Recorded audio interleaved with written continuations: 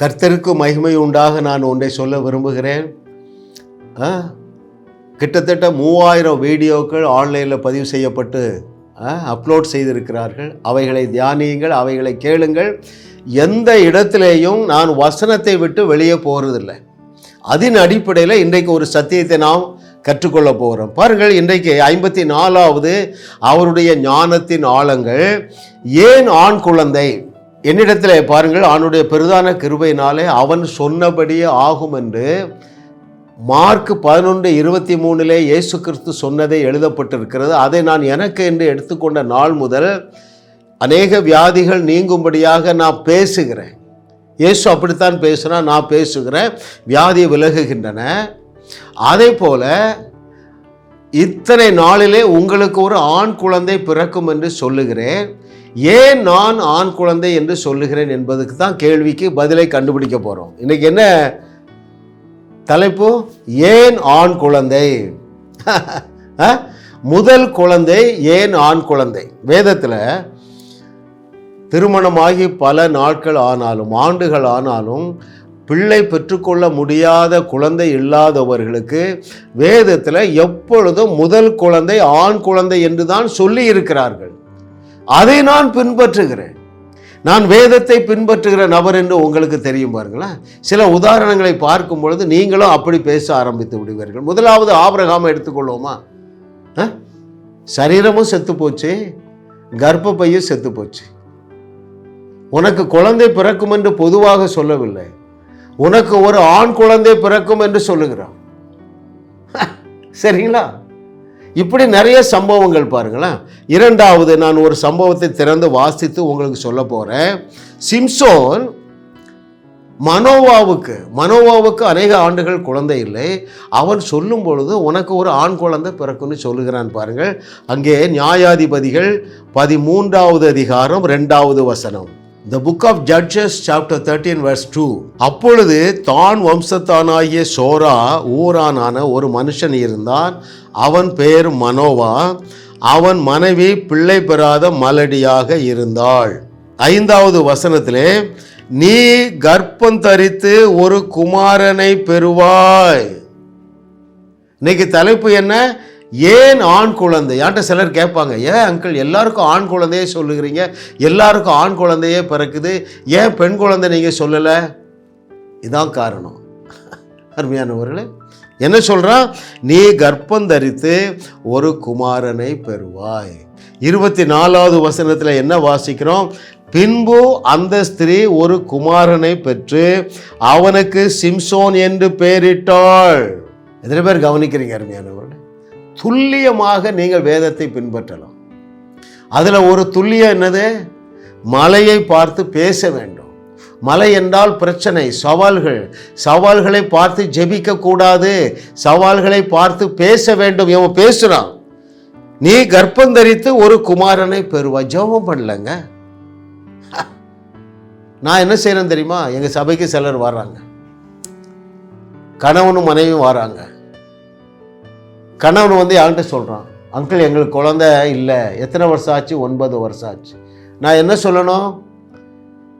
10 மாதத்திலே உன் கையிலே ஒரு ஆண் குழந்தை இருப்பான் என்று சொல்லணும். அது போதும். அருமையானவர்களே, இங்கே மனோவாவிட்ட தான் சொல்கிறான், எப்பா உனக்கு ஆண் குழந்தை இருக்கும். நான் என்ன சொல்கிறேன்னு தெரியுமா? கொஞ்சம் பலவீனம்தான். சிம்சோன் அளவுக்கு என்னால் விசுவாசிக்க முடியல. மனைவி இருக்காங்களா? ஆமாம், கூப்பிடுங்க. என்னுடைய மனைவியை நான் அழைக்கிறேம்மா, இந்த மகள் வயிற்றில் கை வை, நீங்கள் 2 பேரும் கையை பிடிச்சிடுங்க. இதெல்லாம் தேவையில்லை. அவன் தலையில் நான் கை வைக்கிறேன், அவளுடைய வயிற்றில் என்னுடைய மனைவி கை வைக்கிறார். நான் பேசுகிறேன் இயேசுவின் நாமத்தினால 10 மாதங்களிலே உங்கள் கையிலே ஒரு டேவிட் இருப்பான் என்று நான் பேசுகிறேன். நான் பேசுகிறபடி அவர்கள் பெற்றுக்கொள்ளுகிறார்கள். இன்னைக்கு கேள்வி என்ன? ஏன் ஆண் குழந்தையை சொல்லுகிறீங்க, ஏன் பெண் குழந்தையை சொல்லலை? அதுதான் பதிலை பார்த்து கொண்டிருக்கிறோம். தேவன் ஆபிரகாமுக்கு அதைத்தான் சொன்னார். இங்கே தேவன் மனோவாவுக்கு அதைத்தான் சொல்லுகிறார். எனவே நான் அதை பின்பற்றுகிறேன். சரிங்களா? 3வது இன்னொரு இன்சிடென்ட் எடுப்போமே. 2 ராஜாக்கள் 4வது அதிகாரம் 14வது வசனத்திலே, கிழவியான சுனேமியாளுக்கு எலிசா ஆண் குழந்தையை தான் சொல்றான். ஆகவே நானும் அதை சொல்லுகிறேன். உங்களுக்கு பெண் குழந்தை வேணுமா? ஃபோனில் கூப்பிடுங்க, நான் சொல்கிறேன்.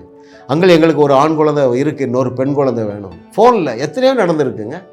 16 ஆண்டுகள் குழந்தை இல்லை, வயிற்றில் கை வைமா, இயேசுவின் நாமத்தினால இத்தனை நாளில் நீ குழந்தையை பெற்றுக்கொள்ளுவாய் என்று சொல்லுகிறேன்.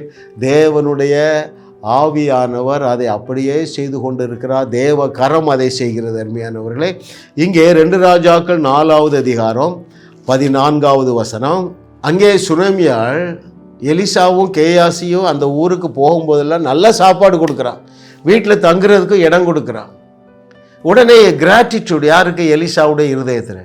இப்படி நம்மளை போட்டு விழுந்து விழுந்து கவனிக்கிறாங்களே, இவளுக்கு ஏதாவது செய்ய வேண்டும் என்று சொல்லி கேயாசிடத்தில் இவளுக்கு ஏதாவது தேவையா என்று கேட்குறான். அதற்கு கேயாசி என்ன சொல்லுகிறான் பாருங்கள். 2 ராஜாக்கள் 4:14 அவளுக்கு செய்ய வேண்டியது என்னவென்று கேயாசியை எலிசா கேட்டதற்கு அவன் அவளுக்கு பிள்ளை இல்லை, அவன் புருஷனும் பெரிய வயதுள்ளவன். நக்கலாவர ஒன்று சொல்லிடுறான். அத்தனை அற்புதங்களை எலிசா அற்புதங்களை செய்ததை பார்த்த பிறகும் கேயாசி கிண்டல் பண்ணுறான். வயசாயிட்டியா, விட்டுருங்கிற மாதிரி சொல்கிறான். அதற்கு தன்னுடைய நாவிலே இருக்கிற ஆச்சரியமான ஆற்றலை பற்றி அறிந்திருந்த எலிசா எப்படி ரெஸ்பாண்ட் பண்ணுகிறான் பாருங்கள். 16வது வசனம், 2 ராஜாக்கள் 4:16 அப்பொழுது அவன் ஒரு பிராண உற்பவத்தை திட்ட காலத்திலே ஒரு குமாரனை அணைத்து கொண்டிருப்பா என்றான். நல்லா கவனிக்கணும். பிராண உற்பவத்தி காலம்னா 10 மாதம் இல்லையா? நான் தான் 10 மாதங்கிறேன். குமாரனையும் சொல்லிடுறான், என்ன குழந்தை என்பதையும் சொல்லிடுற பாருங்க. கவனிக்கிறீர்களா அருமையானவர்களே? முக்கியமான ஸ்பிரிச்சுவல் டெக்னிக்கை தேவனுடைய ஆவியானவர் உங்களோடு பகிர்ந்து கொண்டு இருக்கிறார். ஹல்லேலூயா! என்ன அழகாக சொல்லுகிறான் பாருங்கள். ஒரு பிராண உற்பத்தி திட்ட காலத்தில், அதாவது 10 மாதத்திலே நீ ஒரு குமாரனை அணைத்து கொண்டு இருப்பா என்றான். இதைத்தான் நானும் சொல்கிறேன். 10 மாதத்தில் உன் கையில் டேவிட் இருப்பான். முன்னால் டேவிட் சொன்னேன், சிலருக்கு தானியல் சொன்னேன், இப்போ தானியலை விட்டுட்டேன். ஏன் தெரியுமா? 3 மாதம் கழித்து சொல்கிறாங்க, அங்கிள் நீங்கள் சொன்னபடியே குழந்தை உண்டாயிற்று. உடனே நான் சொல்கிறேன், ஏம்மா டேவிட்னே நீ பேர் விடுவாங்கிறேன். அங்கிள் நீங்கள் டேனியல் சொன்னீங்களேங்கிறான். ஆகையினால இப்போ எல்லாருக்கும் டேவிட் தான். தேவனுடைய இருதயத்திற்கு இடம் பெற்றவன். அந்த 17வது வசனத்தில் என்ன நடக்கிறது? அந்த 16 பின்பகுதியை வாசிப்போம். அதற்கு அவள் யாரு? சுனேமியா. ஏது தேவனுடைய மனுஷனாகிய என் ஆண்டவனே, உமது அடியாளுக்கு அபத்தம் சொல்ல வேண்டாம். அபத்தம் என்றால் என்ன? நடக்கக்கூடாத காரியத்தை ஏன் போட்டு சொல்லி உங்கள் பேரை கெடுக்கிறீங்கிற. அப்படி தானே சொல்கிறான். இது நடக்கிற கதையா? எனக்கு வழிபாடு நின்று போயிட்டு அவரும் கிழவனாக இருக்கிறாரு, ஏன் உங்கள் பேரை கெடுத்துக்கிறீங்க? அப்படி தான் சொல்கிறாவா. நடந்தது என்ன தெரியுமா? அங்கே 17வது வசனத்தில் அந்த ஸ்திரீ கற்பந்தரித்து எலிசா தன்னோடு சொன்னபடி ஒரு உற்பத்தி கால திட்டத்தில் ஒரு குமாரனை பெற்றார். ஹல்லேலூயா, ஹல்லேலூயா. அருமையான தேவர்களே, நீங்கள் சொல்லாததுனால அநேகர் பிள்ளை பெறாமல் இருக்கிறார்கள். நான் சுமார் ஒரு 20 பேருக்கு சொன்னேங்க. 16-17 பேர் குழந்தையை பெற்றுக்கொண்டார்கள். மிச்சமுள்ள 3 பேர் இப்போ குழந்தையை பெற்றிருப்பாங்க. யாரெல்லாம் மார்க் 11:23 கீழ்ப்படிவார்கள் தெரியுமா? அது என்னது? மார்க் 11:23 மலை போல் இருக்கிற பிரச்சனை. இவளுக்கு குழந்தை இல்லை, மலை போல் இருக்கிற பிரச்சனை. யார் எலிசாவை போல பேசுவார்கள் தெரியுமா? தங்களுக்கு இருக்கிற அதிகாரத்தை அறிந்தவர்கள். மிக முக்கியமான புஸ்தகம். இதை வாசிக்காமல் இருக்காதீங்க அருமையானவர்களே. பலர் என்னிடம் மூலமாக வாங்கியிருக்கீங்க. உங்களுக்கு கொரியர் சர்வீஸ் ஃப்ரீ தான், 300 ரூபாய் தான், 315 ரூபான்னு நினைக்கிறேன். பணம் அனுப்ப வேண்டாம். உங்கள் வீட்டுக்கு புக்கு வந்த பிறகு அந்த ஷாப்கீப்பருக்கு நீங்கள் பணம் போட்டால் போதும். சரிங்களா? Living voice Christian book shop பாளையங்கோட்டையில் இருக்குது. சரிங்களா? 2வது, நாவிலே இருக்கிற அதிகாரத்தை அறிந்தவர்கள் எலிசாவை போல என்ன குழந்தை என்ன டேட்டுன்னு ஃபிக்ஸ் பண்ணுவாங்க. நாவு. ஹல்லேலூயா. கர்த்தரை தெய்வமாக கொண்ட நாம் பாக்கியவான்கள். ஏனென்றால் உங்கள் நாவில் சூப்பர் நேச்சுரல் பவர் இருக்குதுங்க. அந்த அதிகாரத்தையும் வல்லமையும் தேவன் உங்களுக்கு கொடுத்திருக்கிறார். இந்த நாள் உங்களுக்கு மனக்கண்கள் திறக்கப்படுகிற நாள். 4வது ஒரு எக்ஸாம்பிள் பார்ப்போம். அதுலேயும் ஆண் குழந்தையை தான் சொல்கிறாங்க. லூக்கா எழுதின சுவிசேஷம் 1வது அதிகாரம் 7வது வசனத்தில் எலிசபெத்து சகரியாவுக்கு கிழவனாகும் வரை கிழவியாகும் வரைக்கும் குழந்தை இல்லை. சரிங்களா? தேவதூதன் என்ன சொல்லுகிறார் என்று உங்களுக்கு வாசிக்கட்டுமா? லூக்கா எழுதின சுவிசேஷம் 1வது அதிகாரம் 7வது வசனத்தில் எலிசபெத்து மலடியாய் இருந்தபடியினால் அவர்களுக்கும் பிள்ளை இல்லாதிருந்தது, இருவரும் வயது சென்றவர்களாகவும் இருந்தார்கள். ஓகே, அதே லூக்கா 1வது அதிகாரம் 13வது வசனத்திலே தூதன் அவனை நோக்கி, சகரியாவே பயப்படாதே, உன் வேண்டுதல் கேட்கப்பட்டது, உன் மனைவியாகிய எலிசபெத்து உனக்கு ஒரு குமாரனை பெறுவாள், அவனுக்கு யோவான் என்று பெயரிடுவாயாக. நான் அடிக்கடி சொல்லிடுறேன் பார்த்துங்க, நான் பைபிளை தான் ஃபாலோ பண்ணுறேன்ட்டு இல்லை, என்னெல்லாம் ஃபிக்ஸ் பண்ணுறான், என்ன குழந்தை, என்ன பெயர். ஹல்லேலூயா! கர்த்தரை தெய்வமாக கொண்ட நாம் பாக்கியவான்கள். எனக்கு மிகவும் பிரியமானவர்களே, நீங்களும் இப்படி பேச வேண்டும் என்று சொல்லிதான் தேவன் இதையெல்லாம் உங்களுக்கு கற்றுக் கொடுத்து கொண்டு இருக்கிறார். ஆமென். அந்த தேவதூதன் சொன்னபடி அவன் யோவான் என்று ஒருவனை பெற்றெடுத்தாள் அல்லவா? தேவனுடைய வழிமுறைகள் மாறாது அருமையானவர்களே. அதே போல தானே நம்முடைய நாதனாகிய இயேசு கிறிஸ்து மேரி இடத்துல சொல்கிறார், ஏம்மா நீ கர்ப்பவதியாகி ஒரு குமாரனை பெறுவாய், அவருக்கு இயேசு என்று பெயரிடுவாயாக. இதற்கு மேலே உங்களுக்கு என்னங்க எக்ஸாம்பிள் வேணும்? இஸ்ரவேலர்கள் வனாந்தரத்தில் முறுமுறுத்தது போல நீங்கள் முறுமுறுத்து வனாந்தரத்தில் மாண்டு போகாதீர்கள் அருமையானவர்கள். வாழாவட்டியாக இருந்து விடாதீர்கள். என்ன குழந்தை என்று ஃபிக்ஸ் பண்ணுங்க, என்ன பேர் வைங்க, நாள் குறிப்பிடுங்கள். ஏன்? நாம் தேவர்களாய் இருக்கிறோம். ஹல்லேலூயா! தைரியமாக எலிசாவை போல விசுவாசத்தோடு கர்த்தர் சொல்லுகிறார் என்று நீங்கள் சொல்லுங்கங்க. நான் அப்படி தான் சொல்கிறேங்க, கர்த்தரை கட்டி போட்டுறேன், வேறு வழி இல்லை. என்ன செய்யணும்?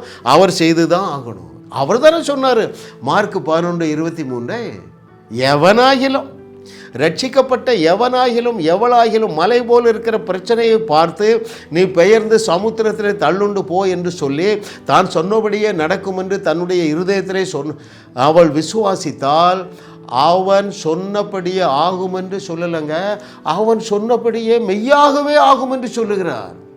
நம்ம சீரியஸாக எடுக்க வேண்டாமா அருமையானவர்களே? ஜனங்களை தைரியமாக ஆசீர்வதிங்க. ஒரு ஆசீர்வாதத்தை சொல்லுகிறீங்க, குழந்தை இல்லை, 20 வருஷம் ஆச்சு, குழந்தை இல்லை. நீங்கள் என்ன சொல்லணும்? அடுத்த ஆண்டு இதே நாளிலே உங்கள் கையிலே தாவீது இருப்பான் என்று கர்த்தர் சொல்லுகிறார் என்று சொல்லக்கூடிய அந்த அதிகாரத்தை நீங்கள் எடுத்து பயன்படுத்துங்கள் அருமையானவர்களே. உங்கள் நாவில் உள்ள அதிகாரத்தை கட்டவிழ்த்து விடுங்கள். நீங்கள் எதை கட்டவிழ்ப்பீர்களோ அதை பரலோகம் கட்டவிழ்த்து அவர்களுக்கு ஒரு அழகான டேவிட்டை கொடுப்பதற்காக பரலோகம் காத்து இருக்கிறதா இல்லையா? ஜாஸ் மினிஸ்ட்ரி செய்திகள் மூலமாக நீங்கள் ஆசீர்வதிக்கப்பட்டிருக்கிறீர்கள்.